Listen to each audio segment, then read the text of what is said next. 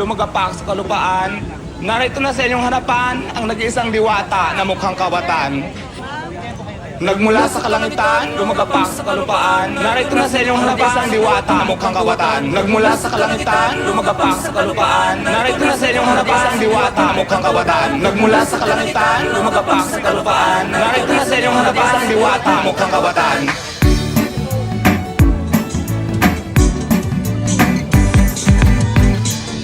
Diwat ang makikita mo sa daan. Nung una'y iyo lang pinagtatulan. Di mo akalain ang kanyang nakamtan. Siya na ang halimbawa sa sinasabing sipag lang. Kaya wag mo sabing marami ang hadlang. Sa kanya ay binabaliwala niyang alam.